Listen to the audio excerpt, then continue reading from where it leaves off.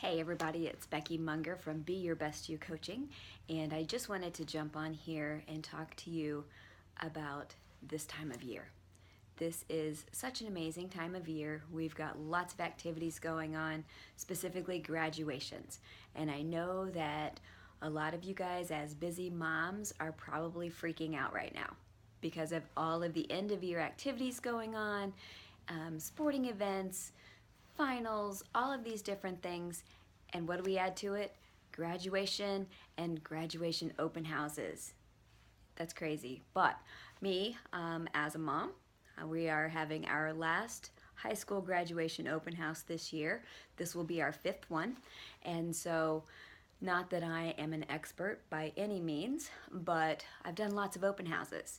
And in my former business, I hosted an annual holiday open house for years. So, what I want to share with you is how to survive hosting a graduation open house. It can be done, and it can be done successfully without breaking the bank and without causing tons and tons of stress on us moms. Because let's face it, us moms are the ones that typically do everything for a graduation open house, wouldn't you say? So anyway, I just want to, I have a series that we're going to be working on all this week, and I just want to start off from start to finish. We're going to walk you through the entire process of hosting a graduation open house. So I hope that you will find this valuable. I know for me, right now, I'm watching and listening to all of my mom friends freaking out about all of the details. And whether you have a very high maintenance high school senior or a very low maintenance high school senior, the process is all the same. Okay, and you don't have to stress about it. Let me just say that. It does not have to be perfect, and that's coming from a perfectionist. Okay, I'm just saying.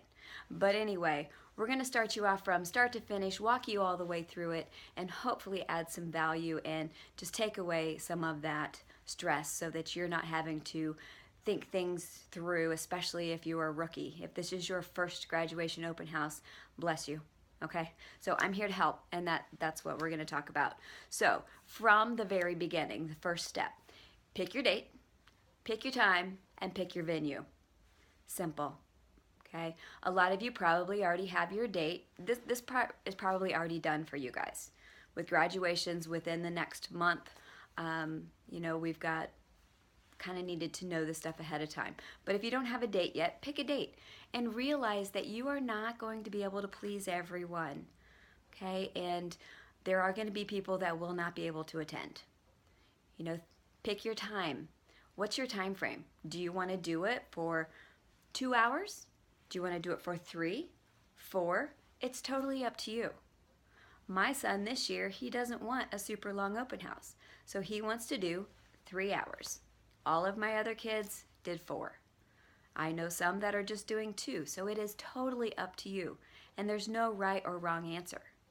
Okay? So when you're thinking about what time you want to start, one thing to consider is how much time are you going to need up front to get things ready for that day? Do you have a lot of setup outside? With weather, if you're going to be outside, you might have tables and things you need to set up. What if it's windy? What if it's raining? You've got all of these things you need to think about. How much time are you going to need to actually get the food prepared? If you were doing it yourself, you might need some extra time for baking things or for heating things up. You need to think about those kinds of things. Again, this is our 5th open house, and all of our kids have wanted chocolate-covered strawberries, and that's a process. And I prefer to make them the day of because the stems stay nice when you make them the day of. But it's a tedious process, and so I need to plan ahead and think about how much lead time am I going to need to get the strawberries done as well as everything else. So I'm pretty sure that we are starting at 1 o'clock, maybe 2. I'm not really sure, but that's kind of what we're thinking. And so we're going to go like 1 to 4 or 2 to 5.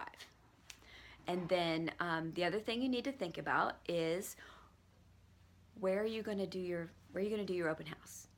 Are you going to have it at another venue that you're actually going to have to rent?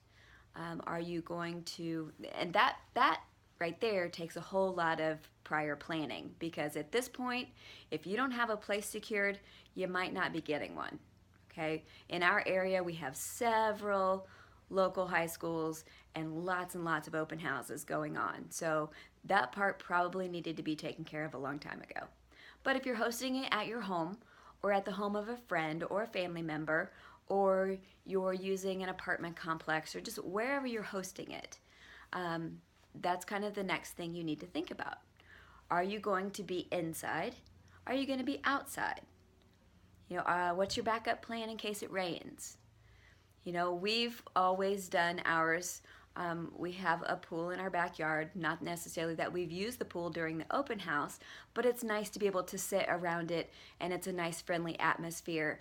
However, on our second open house, we had the biggest flood of forever in our area, and everything was shut down. Our basement flooded. I'm working on food at 6 a.m. Our daughter comes out of her bedroom, realizes the basement is flooded, and it just craziness, and craziness was after that. It was nuts. And we called in people, and they were trying to help take care of the water and all of this. Long story short, we ended up having to move our open house to a different location at the last minute. We still made it work. We did. We still made it work. It wasn't what I thought how it was gonna be, but it didn't matter. It was still, everyone thought that we had planned it at our next location just because we kind of, knew what we were doing. We kind of had a plan, and I had lots of friends, bless you guys, that helped out at the last minute. So, but anyway, having a backup plan is always a good idea. Some other things to think about is your seating. How many tables and chairs are you going to need? You don't have to have seating for everyone. It's an open house. That means people come and people go. So you're not going to have everyone there at one time. And we've specifically chosen that afternoon hour because it's not lunch and it's not dinner. It's in between. So you don't necessarily have to worry quite as much about the food, which we're going to talk about food tomorrow. Okay, that's a big topic. But, thinking about things like that, you need to think about, how many tables do we need? How many chairs? Where are we going to get them? Are we going to borrow them from friends? Are we going to rent them?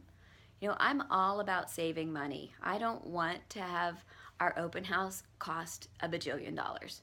It's high school, okay? In the big scheme of things. I want it to be nice. It can be nice without spending a ton of money. In the past, we've borrowed chairs from our church.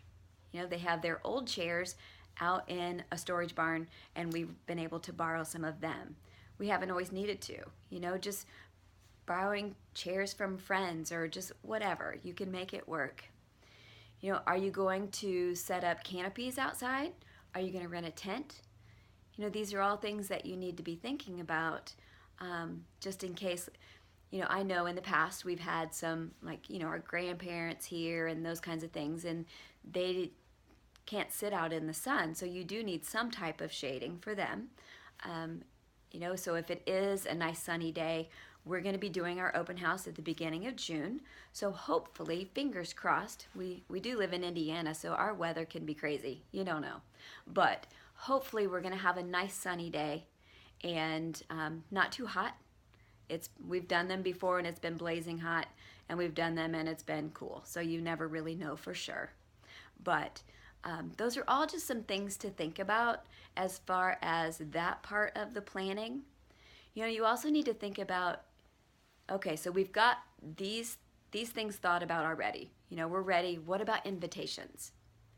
Nowadays, you don't have to make it hard. You don't.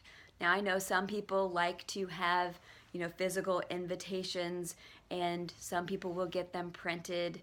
You can, lots of different things you can do. You can create them on Shutterfly or Etsy and have them printed so they look nice and professional. You can create your own invitation through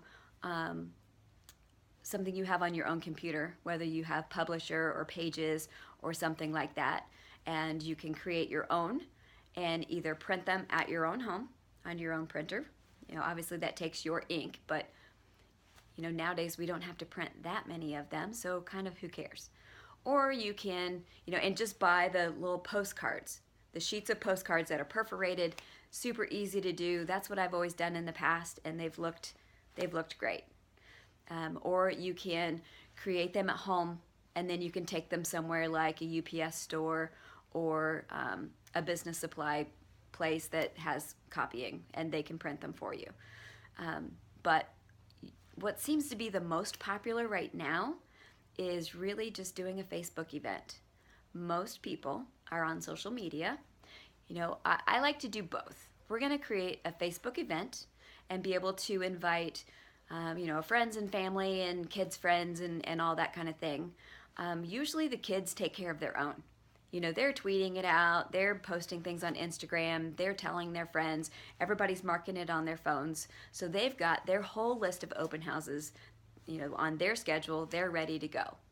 But we need to be thinking about, what's the best way to get this information out that's free, which is the best way.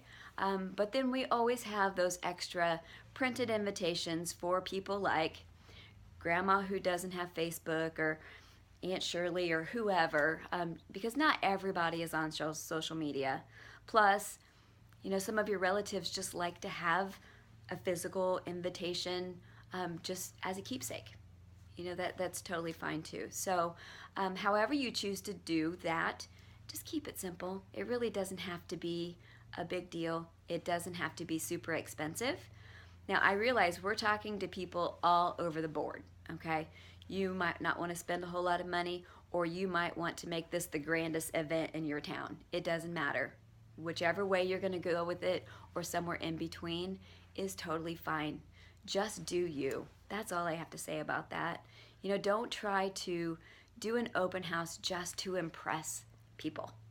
Because in the big scheme of things, 10 years down the road, who's going to remember your child's open house? Probably no one. Just saying. Sorry, don't mean to hurt your feelings, but just the truth.